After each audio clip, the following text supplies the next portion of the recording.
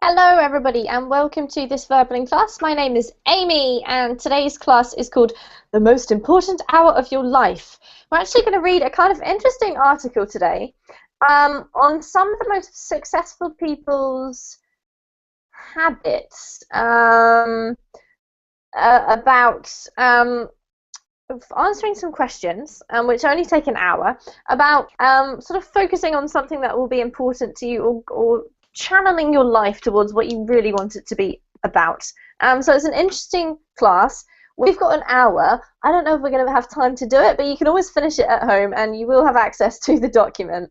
But it's definitely something fun to talk about. So do come along and join us if you're interested in practicing your speaking, but also your reading. We're going to be reading an article to get us started with this today. So do come along in. This is sort of an intermediate to advanced level class. And I always talk really quickly at the beginning of the sessions because I have a lot to get through, so don't be put off by that. But do come along in and join us if you would like to. Just before we get started, I'll let you know about my Facebook page and my Verbing teacher page, which are probably the most handy resources that you can use while you're here with us on Verbing. Do go ahead and check those out if you want to keep in touch. Facebook's a good place to do it. And if you want to find out some more information, then the Verbaling teacher page is probably the best place to go. You can see the teacher's schedule, so that's classes and tutoring sessions, their calendar. Also write them a message or follow them so that you receive automatic notifications. You can also see all about us, who we are and what we've done, a bit of a bio. So go ahead and check those pages out if you'd like to. And we're going to say hello to our lovely students and see who we've got today. So firstly, I'll say hello to Jerome. Hello, Amy. How are you doing? I'm doing great, thank you. How are you? I'm doing great, thank you. I'm talking to you from Paris. It is at 12 a.m. local time. Wow, that's amazing, Jerome. And I have never met you before, have I? Oh no, it's the first time. I've been on Verbling for more than a year now, but it's the first time we have a class together. Well, it's great to meet you. Welcome. Thank you. It's great to see you. And tell me, why are you practicing your English, Jerome? Is there a specific reason? Not necessarily. I use English for my job almost every day, and it's just mostly for pleasure. Yeah. All right. Well, welcome. It's great to hear that. English is a pleasure. All right. Who else do we have here? Let's say hello to Gabici. Gabici, hi. Hello. Nice to meet you. Gabriela from Argentina. Ah, and is Gabici your nickname? Yes, it's my nickname. All right, Gabriela. I was wondering if you were Gabriela, and I thought maybe not. I'm not sure, but welcome. Lovely to meet you. And whereabouts in Argentina are you? Sorry? Which part of Argentina are you in? From Córdoba. It's the second city of Argentina. The first one is Buenos Aires, and the second is Argentina. Yeah, okay. Well, it's lovely to meet you. And what kind of city is it? Is it big? Is it near the beach? I don't know much. It's not a small city, but it's big. It's big, and it's a nice place to live. All right. Well, welcome to the class, and lovely to meet you, Gabriela. Thank you. Who else do we have here? Franz. Hello, Franz. Hi, good evening, everyone. Nice to meet you. I haven't met you before, have I? No, it's actually my second time here on the Verbling, the second class. Wow. And are you doing okay? Yeah, I'm trying. It takes slowly, but sorry. I was just going to say, it actually takes a little bit of getting used to, I think, the online sort of class situation. So if you have any questions, let us know, all right? All right. The biggest issue that I'm having is technological problems, so internet connection over my PC, but I think it's going to be everything all right. Thank you very much. All right. All right. Great to know that, Franz. Welcome. Welcome to Verbling, and welcome to this class. Carolina, hello. You've just joined us. Hi. How are you doing? Good. How are you doing? I'm doing well. Fine. Excellent. And where are you from, Carolina? I'm from Rio de Janeiro, Brazil. Well, we have people from literally all over the world so far in this class. Well, very big welcome to you. All right. We'll say hello also to Alberto. Hello, teacher and classmates. Hello. That's very nice of you to say hello to your other classmates, Alberto. I can't remember if I've met you before or not. I recognize your picture. Have we met, Alberto? Probably. I'm not sure. There are a lot of teachers here in Berlin. And a lot but of I think so. All right, well, A lot there of you go. I don't feel so bad if you can't remember either. But lovely to see you again or to meet you. And just remind me, where are you from? I'm from Bogota, Colombia. Okay. Well, we have some South Americans, some Europeans. Very good. Who else do we have here? Jose, welcome back. I saw you a moment ago. Are you still okay? Yeah. You're not grammared out? No. Good, I'm glad to hear that. Well, welcome back, and also welcome back to you, Raphael. You're not grammared out either, I hope. No, what does that mean? It means that you've got overload on grammar. No. I like grammar. It's kind of funny when you mention, because every time you mention we're going to have a grammar class, you take a big deep breath. You know, it's kind of funny. But I like grammar. Okay, you like grammar. That's great to know, Raphael. I'm not a big fan of grammar, but it's very important. And so, yeah, we did just have a grammar class, but we're now going to have a break from that. Although, having said that, if you make any mistakes, I'll let you know, guys. We're going to do some reading, and, well, I'm going to not say any more about the article. Hopefully, you guys have all accessed it from the class description. But if not, it doesn't matter, because I'm going to do a screen share anyway, if I can find the right one.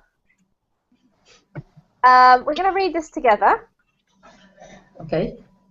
And I would like you guys to just think about your... Ooh, we may not be able to zoom in. Is that clear enough for everybody? Let's see. Yes, All right, teacher. what I would like you to do... Excellent, thank you. Let me know if you can't see at any point. Sometimes the screen share has a blip. So we're going to spend the time reading, and you'll see that at the end of this article are some questions. I'm not going to introduce it any more than that. What I do want to say is just take your time with your reading. There's no rush. Do your best with pronunciation. If you get stuck, I'll help you, but I will let you go through it yourself. Don't forget to think about stuff like your intonation and your expression, as well as the words, if you can. There's a lot to think about, I know.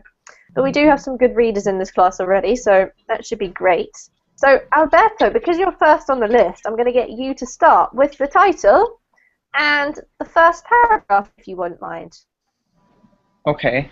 The most important hour of your life. An executive called me up a few months ago in existential pain. He had spent the last several years pursuing a career path he now admitted was not right for him. He had overstayed his time building a software company when he really wanted to be teaching and writing. An optimist by nature. It had surprised him to find how off track he had become without ever intending it. Almost as concerning as being off track was the realization that it had happened without any deliberative choice of his part. How was this possible? Why do otherwise smart people end up strategically adrift? And what can we do about it? Thank you. Great reading. Well done. This word here is deliberate.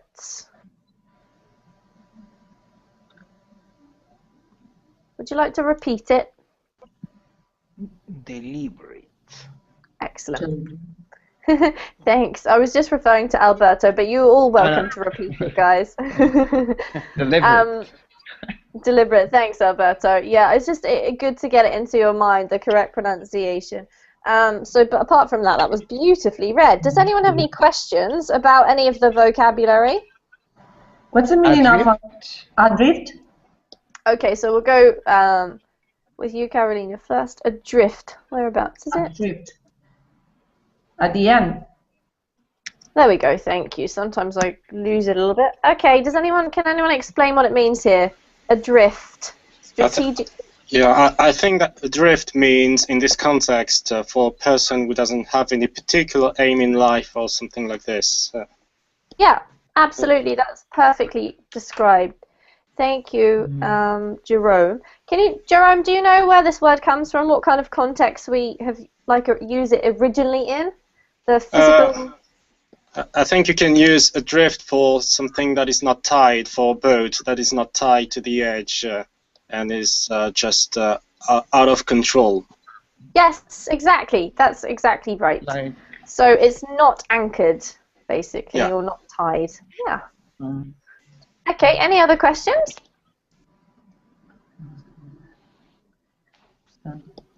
It is related to sailing or water? Yes, to boats, exactly. The word adrift? Okay. But as Jerome has explained and as it's used here, it can be used in other contexts, sort of as a metaphor, really. Okay. So I'm going to ask, who can I ask? Gabriella, can you tell us, what's this about? What did we just learn? What did we just read? You want I follow with the text? No, just in your own words, Gabriella. What did we learn? What are we reading about? Oh, let me think a little, please. Just to reread, please.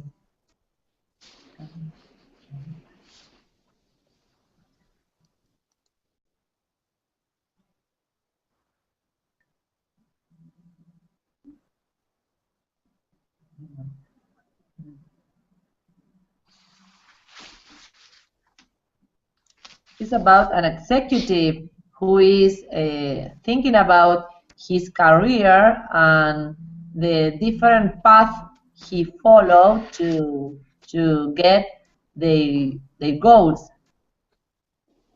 Yes. And what happens to him, Gabriella?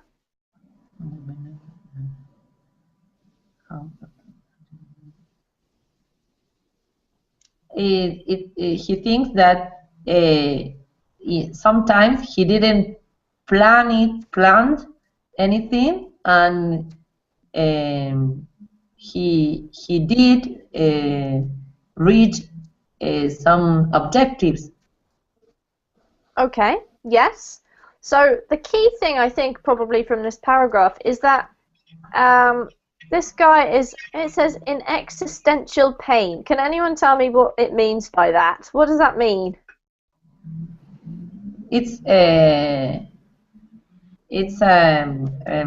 doubt about a difficult situation you have when you think about your life, your career. Absolutely. Thank you, Gabriella. Well done. So yeah, it's sort of a philosophical problem, right? He's thinking about the meaning of life, and he's not only worried that he's off track, he's not following what he wants to do, but he didn't actually notice that he was off track. He sort of just accidentally became off track. Has anybody ever had this feeling in their life where suddenly you wake up one morning and you think, oh my goodness, what am I doing with my life? Yes. I'm very brave to admit it too, Jose. Yeah. All right, what did you do about it, guys? Did you do something, or did you just get over it? Just get over it. It's like it's not like it's something that happens. It's natural, but it doesn't mean that you have to change and to do something completely different. Probably small changes will make you happy. Good point, Alberto. Small changes. All right, excellent. And can you give us an example, or is it, if it's too personal, that's all right? No, no, it is okay. For example, I am a teacher, a university teacher, and once I was feeling that I was a little bit tired of doing that, but I really love teaching at the university. So I stopped working for 6 months, and then I started working again. So it was not like I changed completely and did something completely different, no, because I really like it. Okay, really good example. Thanks, Alberto. And who was the other person who said yes? Was it you, Gabriela? Yes, I continue with the paragraph. No, I was just wondering if you wanted to tell us about your experience of having had this experience. An experience, a similar experience. Yes. Maybe when I wanted to follow some job, to take some jobs where you have to opportunity to be creative, or to do a lot of things, and maybe some rules of the organization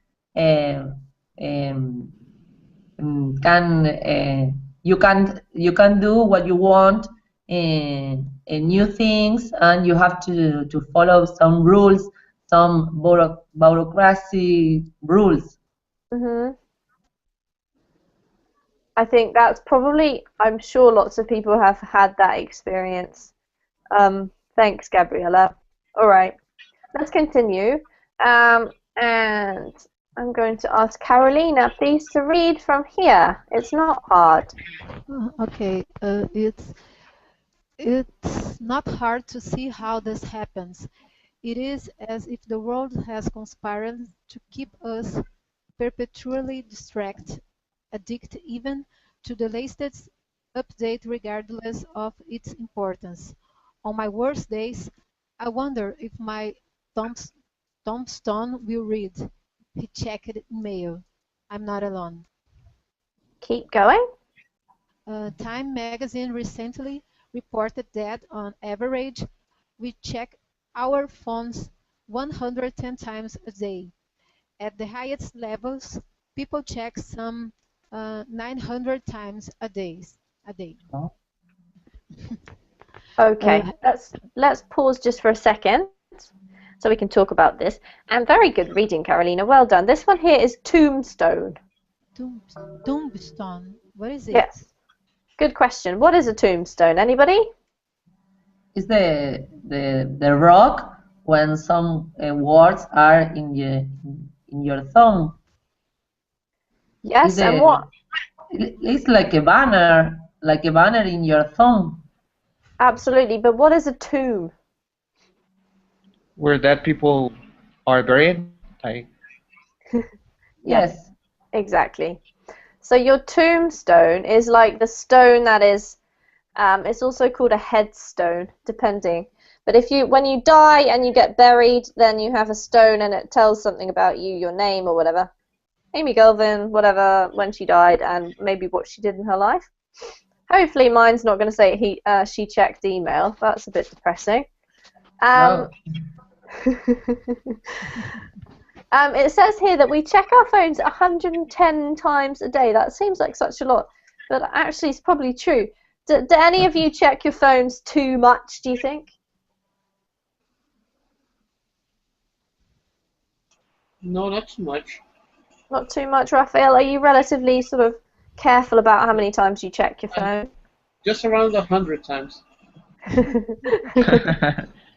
109. 109, yeah, me too, 109. All right. We're below average then. Okay, let's continue reading. Gabriela, your turn, from Harris Interactive. Harris Interactive recently conducted research for Everest College that found 83% of Americans are stressed by at least one aspect of the work. That's up 10% from the year before. Keep going. The New York Times recently published the results of a survey of 12,000 workers worldwide that found many lacked a fulfilling workplace. The most striking finding to me was that 70% of the workers felt they did not have regular time for creative or strategic thinking. Thank you. All right, a couple of words here to practice. This one is published. Published. Perfect. Yeah, well done. This one is striking. Striking. And strategic. Strategic. Very good. Thank you, Gabriella. All right, so it says at the beginning here, 83% of Americans, and obviously we're from different countries, but I'm sure it's probably similar in our countries, are stressed by at least one aspect of their work. So I want to ask you guys, if you had to choose an aspect of your work that stresses you out, what particular thing would it be? So let's ask Jose. Is there something about your work, Jose, that stresses you out? Yeah, maybe yes. Yes, I think to wait for decisions of the managers is an aspect that stressed me. Okay, that sounds like it would be stressful. Waiting for managers' decisions, absolutely. What about you, Jerome? Is there anything about your job that stresses you out? I could mention one aspect of my job that stresses me out. Particularly, well, it's obviously related to the salary because I'm a manager and I've got roughly 10 people, and some of these are more paid than me. That is one aspect of the work that stresses me. All right, so salary, yeah, absolutely. Yeah. Sorry, Jerome, didn't mean to interrupt you. I just wanted to say the pronunciation is manager. The emphasis is on the first syllable, okay? Okay, manager. Manager, yeah, that's better. What about you, Raphael? Is there something about your work that stresses you out?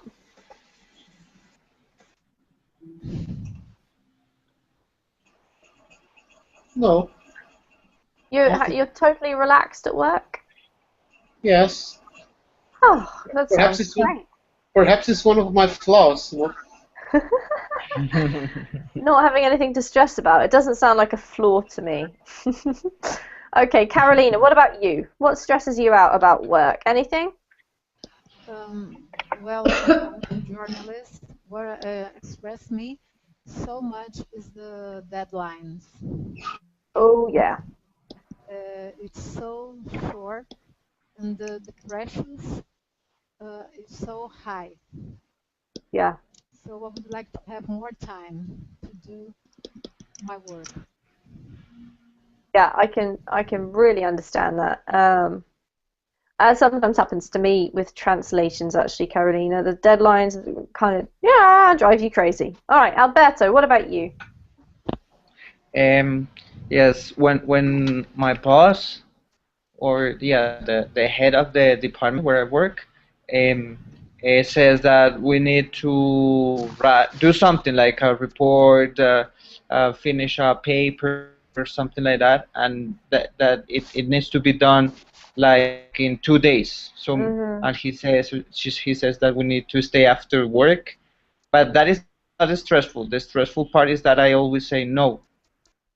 I do my job, I work my 8 hours and no more. If you want to fire me, go ahead and do it.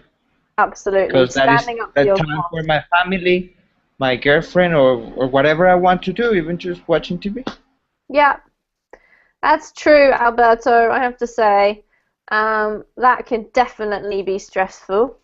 when your Yeah. boss asks things of you that you don't want to do or you're not required to, and then you have to stand up to him or her. And Jose, I didn't catch what you mentioned before. Was there a particular thing that stresses you out about your job? Yeah, I think it's probably the deadlines too.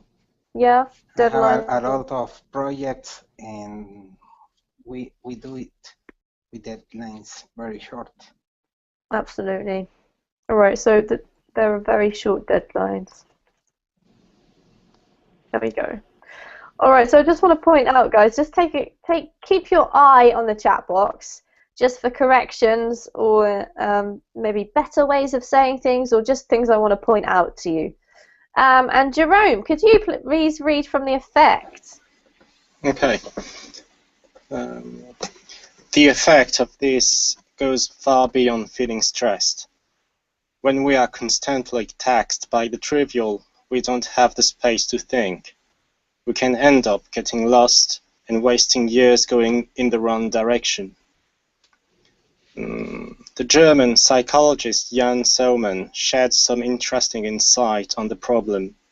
As part of a research project, he took participants to the Sahara Desert and instructed them to walk in a straight line. It sounds simple, but it turned out to be complicated. Some of them walked on a cloudy day with the sun was hidden behind the clouds and with no reference points in view. Shall I go on to the end of the paragraph? Yes, please. Yeah, okay. They all walked in circles, with several of them repeatedly crossing their own path without noticing it. Other participants did much better. They walked while the sun was shining, with faraway reference points in view. These followed an almost perfectly straight course. In other words, if we can identify what is most essential and keep our eyes fixed on that, it can help us from getting too far adrift. All right, well done, Jerome. Great reading. You just got a really, really lovely, clear voice and a lovely accent. Well done. Just a few things about the emphasis you place on some words isn't correct. So I'll talk about those ones with you. Mm-hmm. The first one is here, constantly, emphasis on the first syllable, constantly. Constantly. Yep, that's great. This one is insight. Insight. Good. This one is noticing. Noticing. And perfectly. Perfectly. Very good. So all of those words have the emphasis on the first syllable, okay? Okay, yeah. Cool. All right. So this is kind of a bit of a long-winded metaphor to talk about keeping your eyes on the prize, really, to keep you going in a straight line. An interesting research project, though, taking people to the desert and asking them to walk in a straight line, which does sound easy, but then again, I guess not. So let's continue, and it's now Raphael. No, it's not. It's Jose's turn from the research, please, or this research.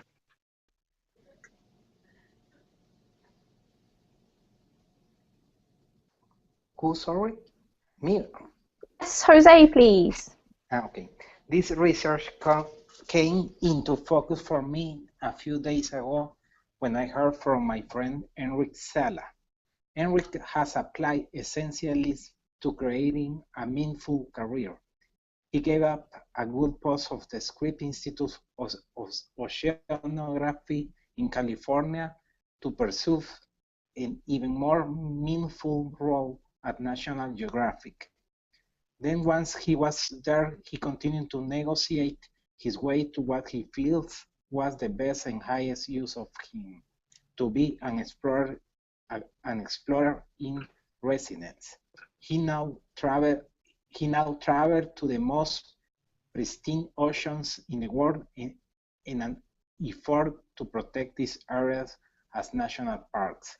He and his team have already secured areas the size of Alaska from being damaged. Excellent. Thank you, Jose. Okay, just two little words here. This one here is felt. Felt. Felt. And this one, effort. Effort. Good. Emphasis on the first syllable in an effort to protect. Effort to protect. All right, so has anyone got any questions about this paragraph or the one that we just read? I think the vocab's pretty straightforward. Anyone have any questions?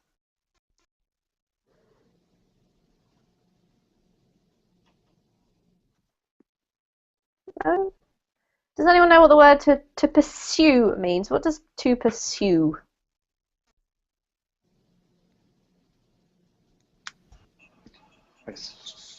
Similar to looking for? Yes, to look for.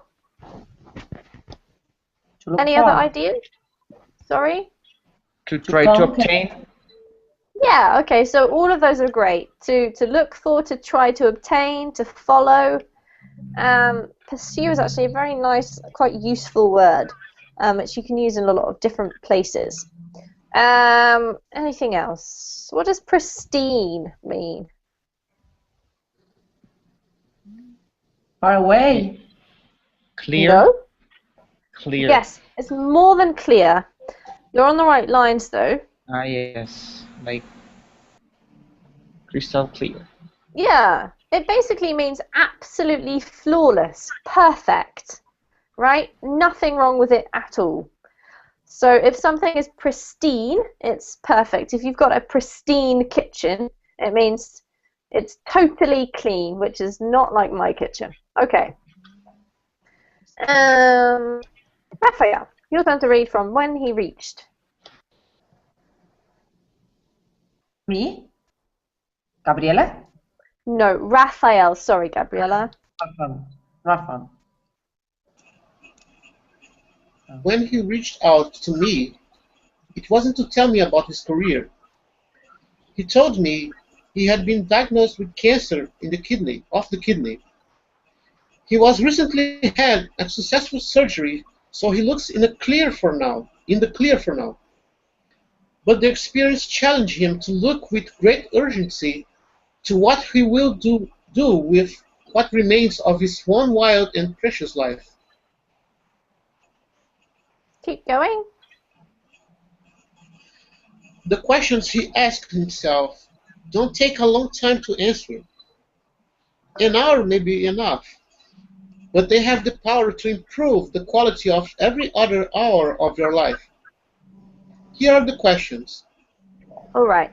So before we read the questions, that was perfect reading, Raphael. Well done. All right. So we've heard a little bit about what's happened in this story, in this guy, and he's come up with a list of questions which can supposedly, what does it say here? Have the power to improve the quality of every other hour of your life.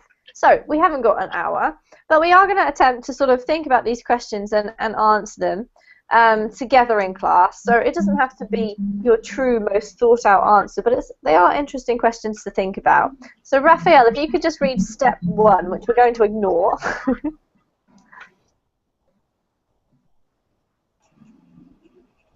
Step 1. If possible, get out into nature where you can feel the natural pace of the earth and not the hyperactive and inhuman pace of modern life. Good. Inhumane. Inhumane, okay.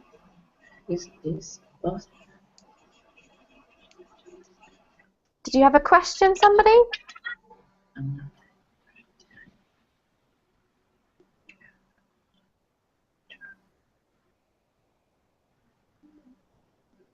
All What's right. the meaning? What's the meaning of get out into nature? What's the meaning right. of? Who can answer that? Anyone know?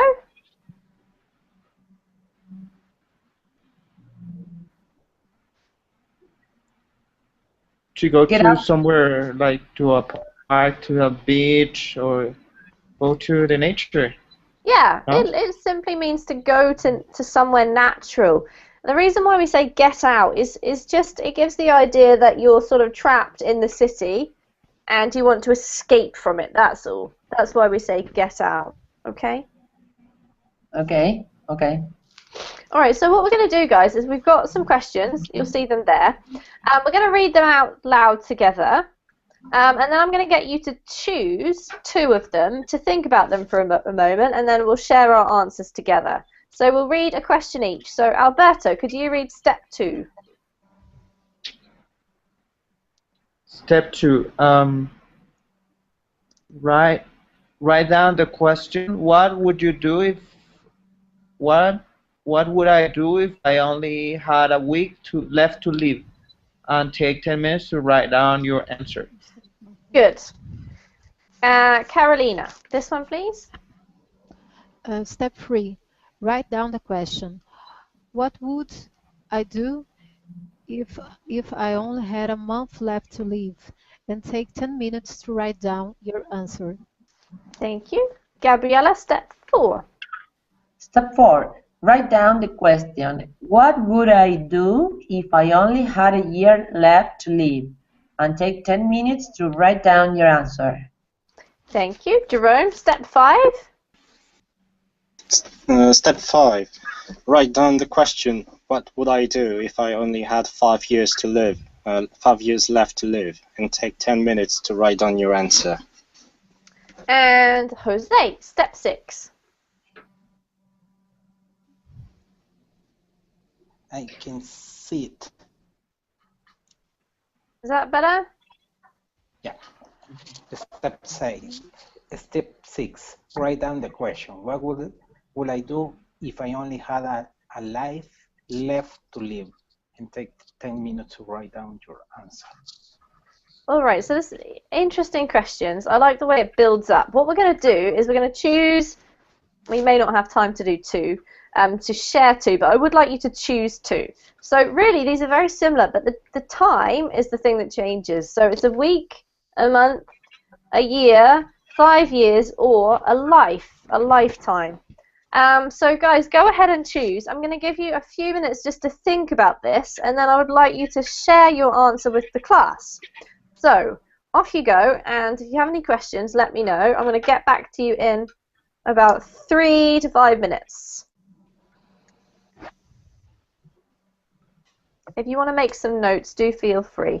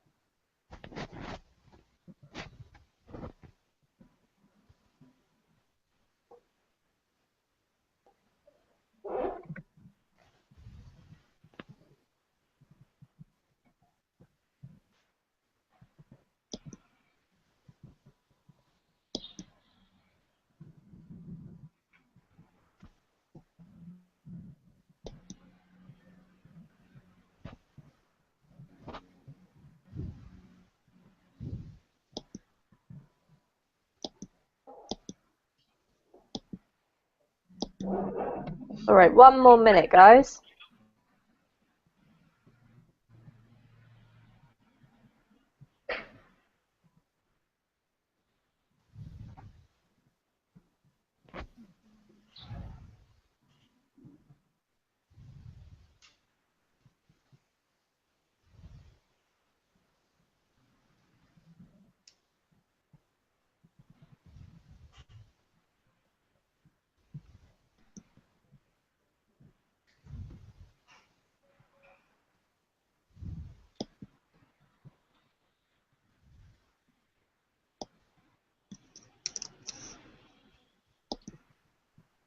Okay, just finish off.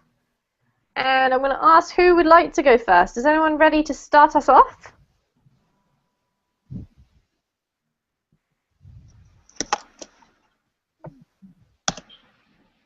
No? Need more time.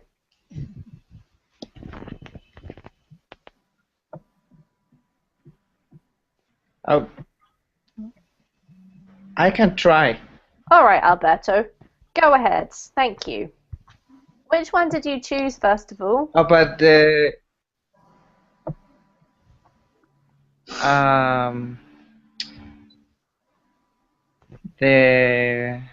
I don't know.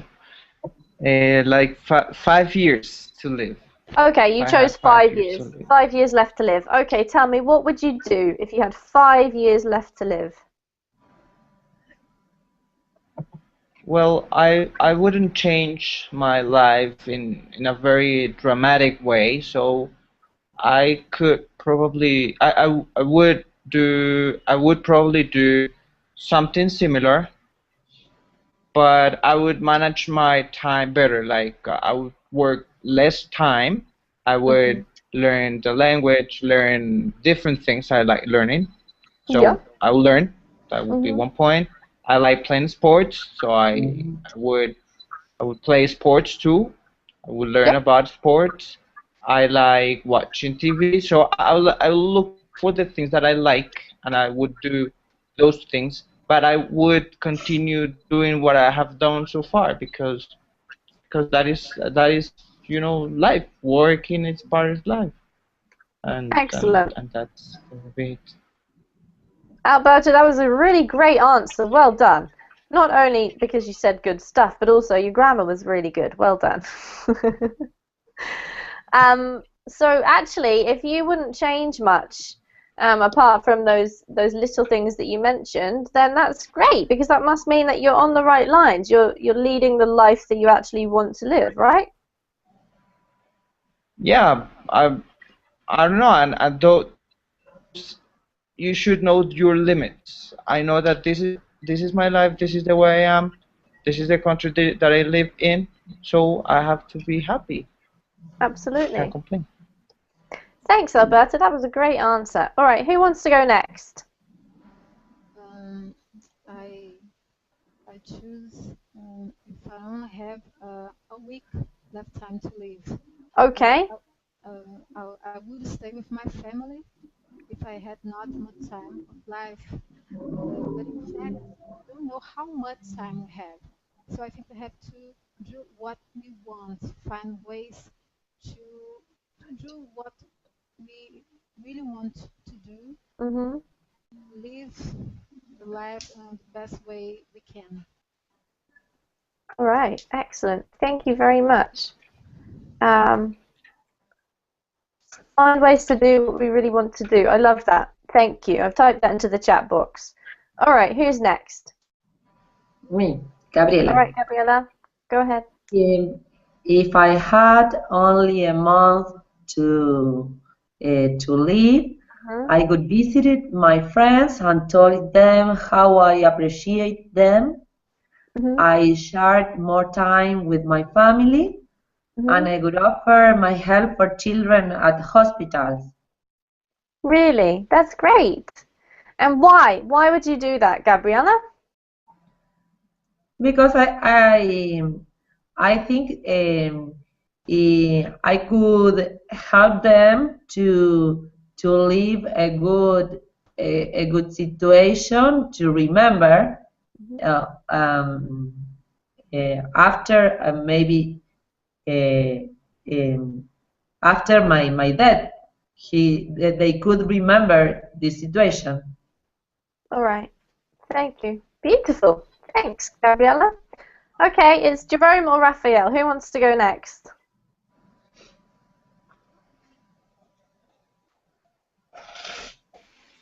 Okay, I'm next. All right, Jerome. Go Looks ahead. like.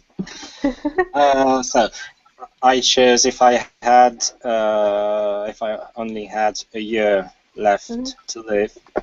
I think I would travel to extreme places like Antarctic or climbed Mount Everest, things like this. Also, I would also practice extreme sports like skydiving, base jumping, things like this. And in the end, if I'm still alive after all of this, I would try to get in touch with all the people I knew, like my former classmates, everyone I knew in the past. And what would you say to them? Nothing particular. I would just be interested in what happened to them after all these years. Mm-hmm. I don't think I would tell them I was on my way to die. Out. On my way out. Yeah, exactly. All right, Jerome, that's a very interesting answer. To be honest, I would not do that because I hate that kind of stuff. But are you a fan of adventure sports now? Not at all, no. But because I knew that I would have a year to wait until the end, maybe in a way I would expect to die sooner by doing these extreme stuffs. And if you died then, you haven't lost a lot because you're going to die anyway, right? Yeah, exactly.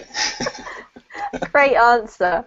Well done, guys. We've so far chosen a different one each, which is rather interesting and nice. Raphael, your turn. Which one did you choose? I've chosen a week. Okay. Firstly, I think I would go to the bank to settle my life insurance to my family. Yep. And later, I think I would go to my family and say goodbye to them, to each one. And I think I would write a testimony in which I could give some properties of mine, maybe to donate some organs, my organs, if I can help someone. Mm-hmm. And I try to finish or to close every liaison with my friends. I don't know. I think I would travel to far away so they could. I think they wouldn't miss me when I leave. So that's it. All right. It's very interesting answers from all of you. Thanks for sharing, guys. I'm just wanting to ask you before we go. Do you think this is a useful exercise to do? Is this helpful? Do you think that, like, thinking about what you would do if you had a certain amount of time left to live can actually help you improve your life, or is it a bit pointless? I'll ask Alberto first. What do you think, Alberto? I don't know. It depends on how you deal with the situation, because if there are some people that don't like what they do, so they would like to do something completely different, and it could frustrate them. So the effect could be negative. So they realize that their life is miserable or something like that. But if you guide it in the very, constructive. I don't know if constructive is a good word. Yeah, like, perfect. Constructive way. So you can understand the good things that you have in your life and the things that probably you need to improve or fix. All right. Very philosophical point of view. Thanks, Alberto. It is. Well, that's just my opinion. So it depends on your attitude towards the exercise, basically. Right? Yeah. All right. Thanks. Jerome, what do you think? Is this a useful thing to do? Well, basically, apart from working on the conditional tense, it is an interesting exercise because obviously we may have lots of different answers according to all of these questions, depending on how long left you still have to live. Yeah. It's quite interesting to take some time in answering these questions, but in the end I'm still asking myself, do we really have the choice? It's okay to take time, and maybe we can think that life is going too fast, but do we really have the choice to do other way? I don't know. I'm not sure of that. Good point. Good point.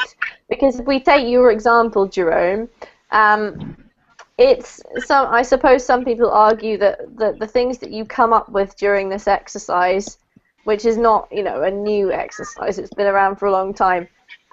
You should do them now, you know, why are you waiting? But the fact is that you don't really want to go and do lots of adventure sports for a year, I'm guessing.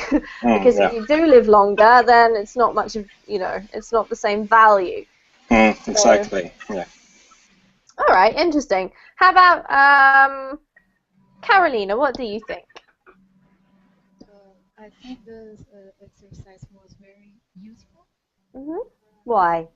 It makes you speak more. Good for English practice. Speak more, and think about the issue of the tests. Think about life, meaning of life, how you could see the life that you live. It was very nice. All right, well, that's great to know, Carolina. Thank you. Let's see what Raphael says. Do you think that's a useful thing to do, Raphael? Oh, hopeless. Waste of time.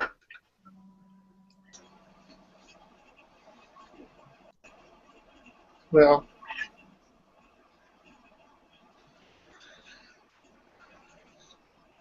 life is so uncertain. It's hard to. There's so many factors involved. There's so many things involved in our life. It's hard to predict something. It's important to make some plans, to make plans for everything, but it's hard to give a right answer for this.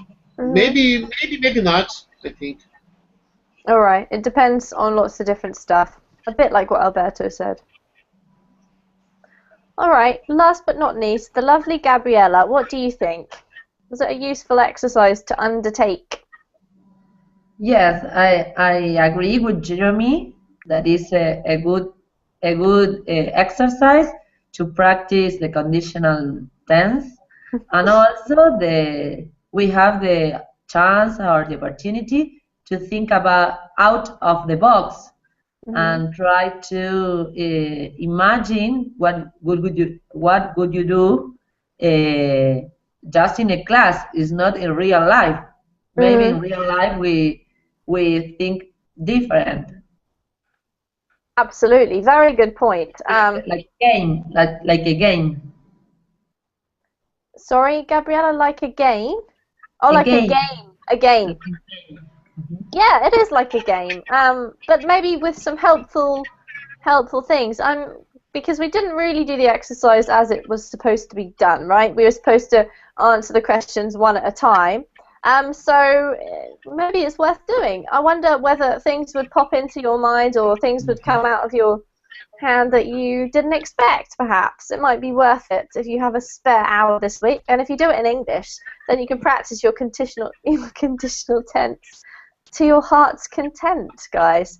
So you might want to download that file and take it with you.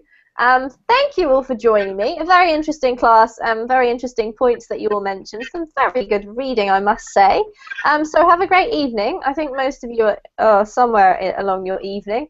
It was lovely to meet those of you who I met today, and I hope you have a great evening, and I'll see you soon. Bye. Thank you. Bye. Bye, teacher. Bye, guys. Bye.